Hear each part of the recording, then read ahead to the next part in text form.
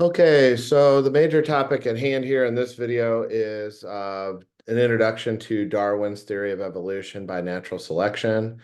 As you've got at the top of the notes handout there, um, Charles Darwin publishes a work called On the Origin of Species by Means of Natural Selection in the year 1859. Darwin was a middle-class British biologist.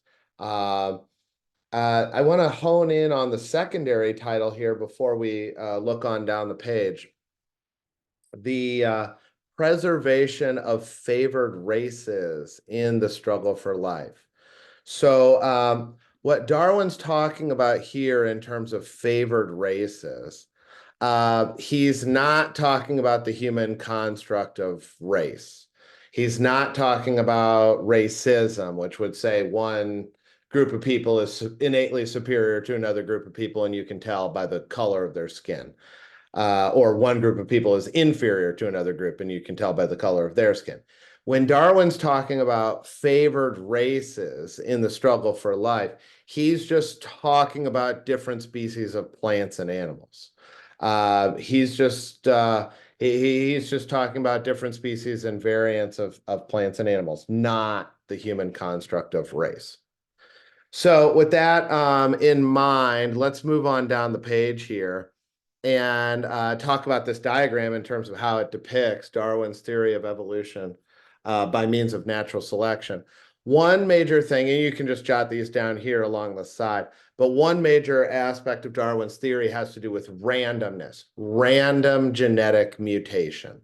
Life is going to try a lot of different possibilities. So in the form of this bird here, I mean, it could be like the shape of their beak or their wings or their feet or like where their eyes are set in their skull or whatever.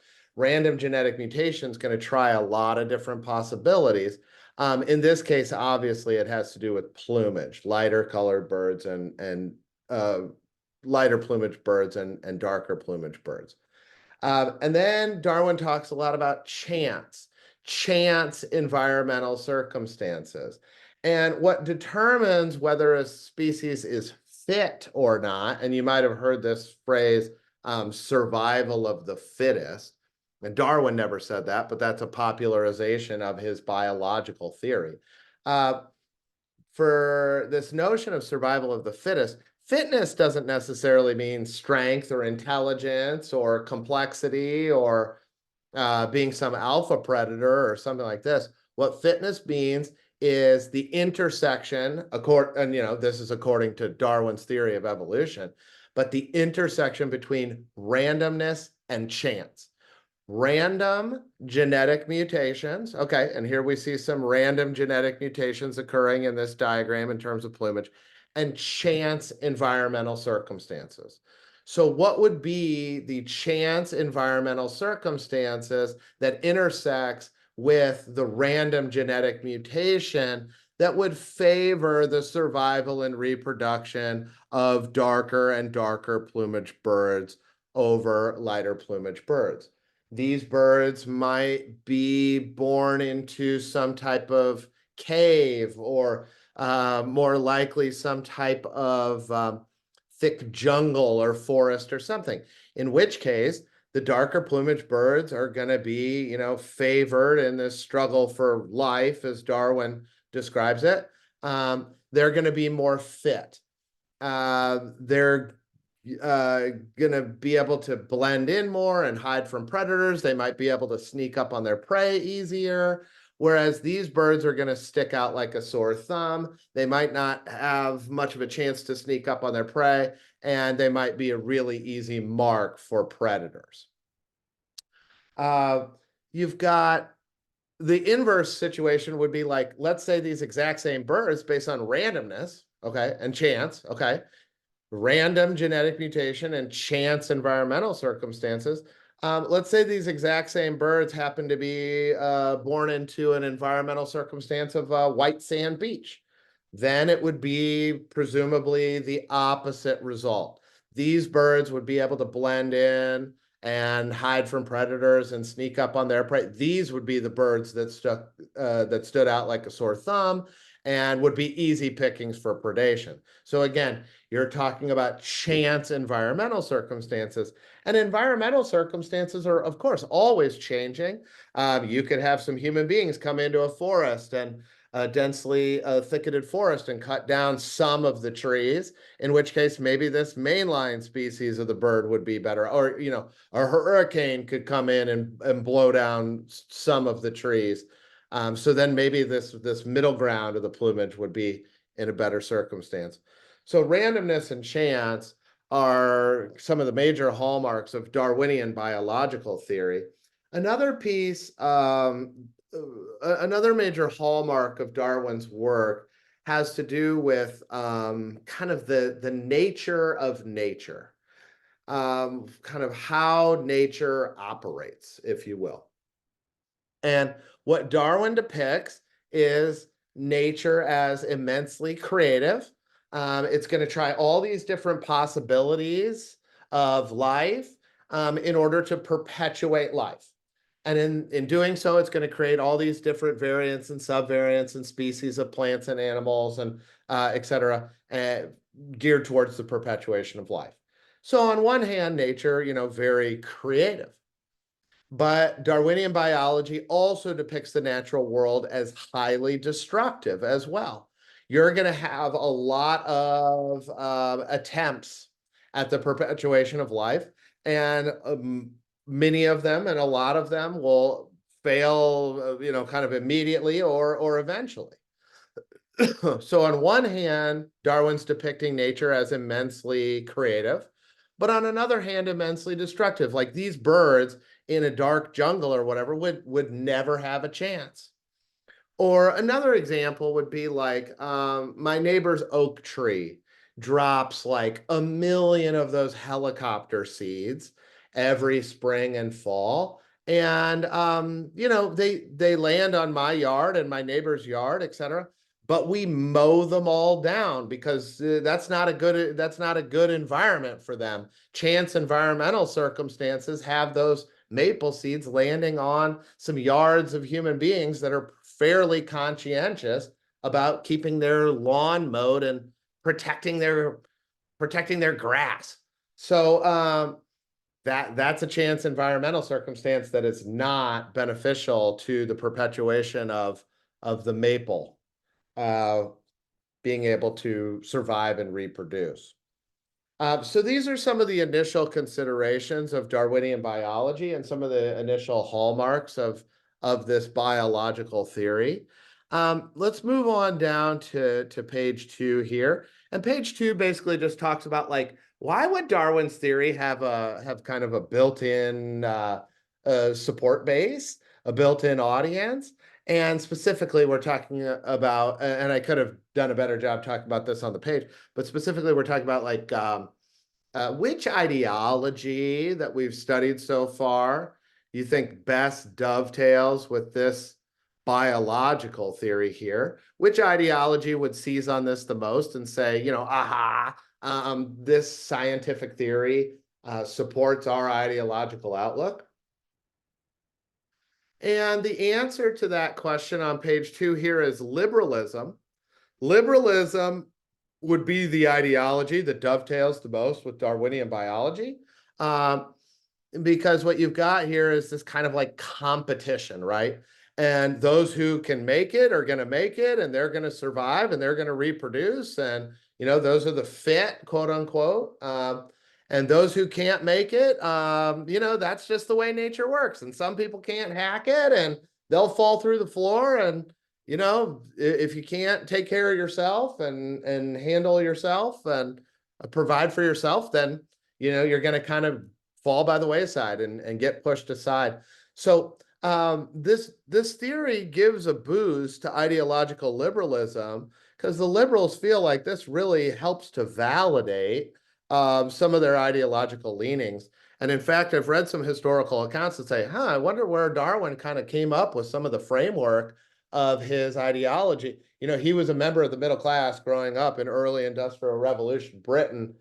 Some historians talk about how his theory kind of mirrors some of the major ideological outlook of liberalism and how he might have kind of applied some of that towards understandings of the natural world. So kind of interesting there. But yeah, liberalism, he finds a wide audience, specifically amongst the liberals, ideological liberals. And then this page here, if we had had class together, I would have been like, okay, write down all the controversies, all the questions, all the issues, all the debates that Darwinian biology sparks from the very beginning until today. All sorts of controversies that are brought about by this biological theory. Here's a couple I want to kind of focus in on. Let's go to this slide here. One major controversy of Darwinian biology is what Darwinian biology says is human beings are animals. Human beings, according to Darwinian biology, are very much part of the animal kingdom. Particularly, Darwinian biology views them as derived from like highly evolved chimpanzees, monkeys, apes, etc. You've got these missing links here, the hominids, but like genetically, the biologists say our closest genetic relative is the chimpanzee. So, human beings through a Darwinian biological lens, human beings viewed as like highly evolved apes and monkeys. Now, that's a very different outlook than the way human beings had perceived of themselves prior to this theory of evolution. And obviously, the Christian outlook is a very different one. Christian outlook has human beings as obviously separate from the animal kingdom, but kind of like the focus and the center of God's creation. What Darwinian biology suggests are human beings are a product of randomness and chance, the intersection of innumerable random chance environmental circumstances, genetic mutation circumstances that have occurred over millions of years are what have ultimately produced human beings. Obviously, the Christian outlook is a very different one in terms of the intentionality of God's creation and putting human beings kind of in the center, the finishing touch, if you will, in the Genesis account of creation.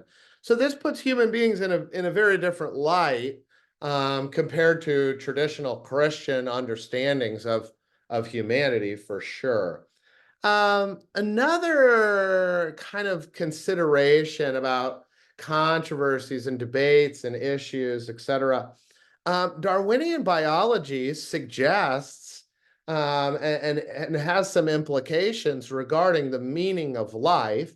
And basically, what Darwinian biology suggests regarding the meaning of life has to do with, well, life is here and we're here as human beings in particular as a result of chance and randomness. Like there is no set plan according to this biological theory.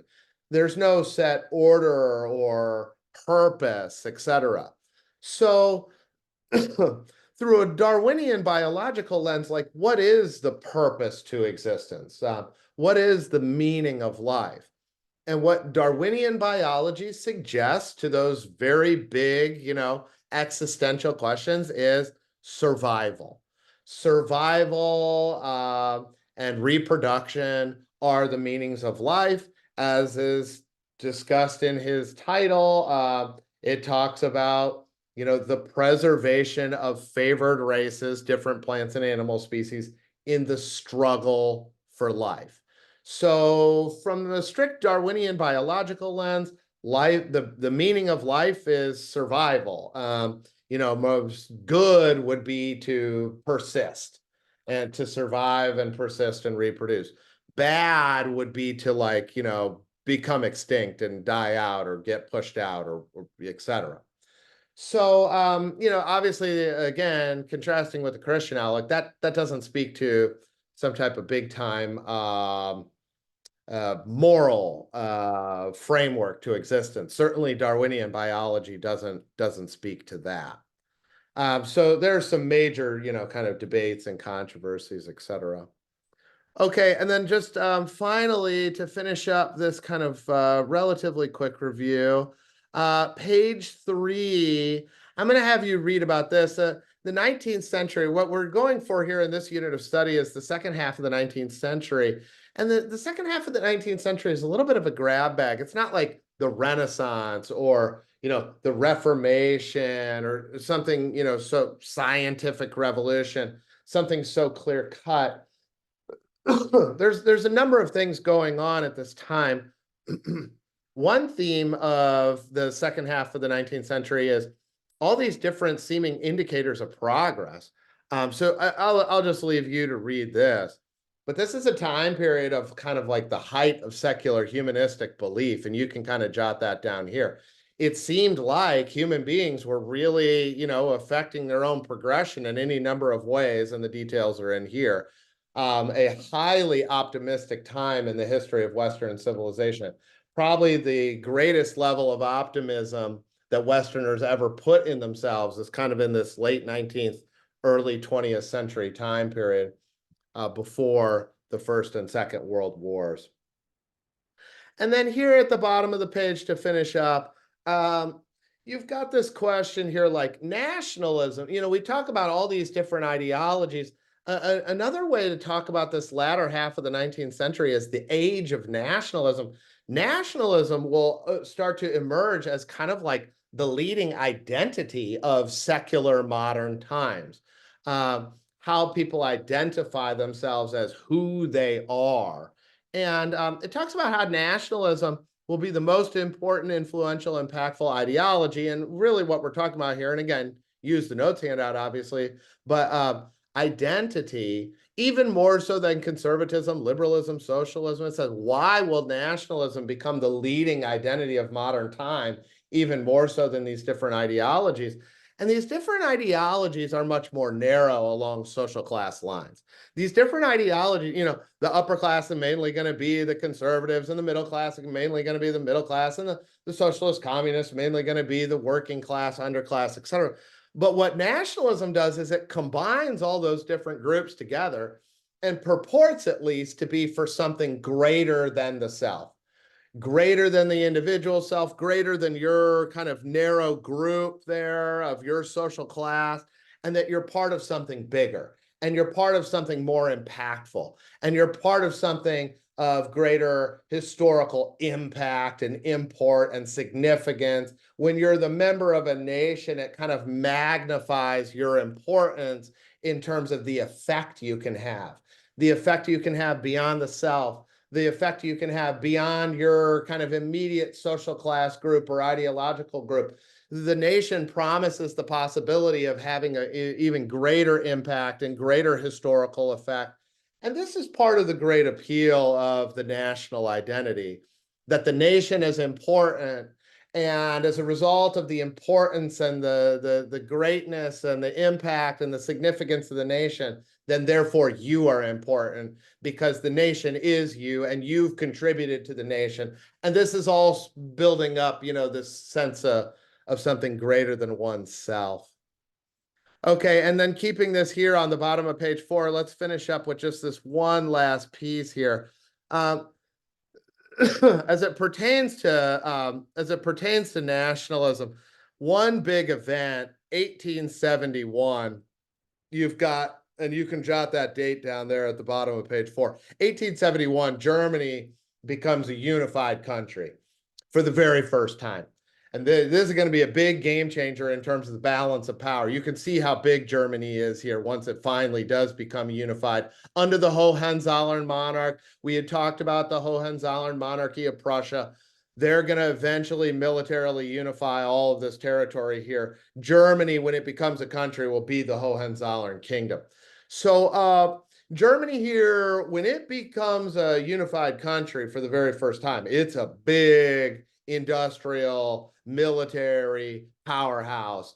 And one thing is, once it becomes a unified country, it'll be the leading country on the continent of Europe. Okay, it'll even eclipse France in power. What then is going to happen is Germany is going to enter into a power rivalry with England over here, with Great Britain. Okay, so make sure you jot that down. England, being the originators of the Industrial Revolution, for sure, still the leading power in Western civilization, and it built up this big global empire. But Germany's going to start to challenge England because Germany, like I said, a big industrial powerhouse here, now unified and consolidated. And this is going to kick off the England-Germany power rivalry. England and Germany are going to be on the opposing sides of World War I against one another. England and Germany are going to be on opposing sides of World War II against one another in our studies yet to come. So yeah, Germany becoming unified is going to be a big change in the balance of power and the power rivalries going forward in Western civilization. Okay, thanks a lot.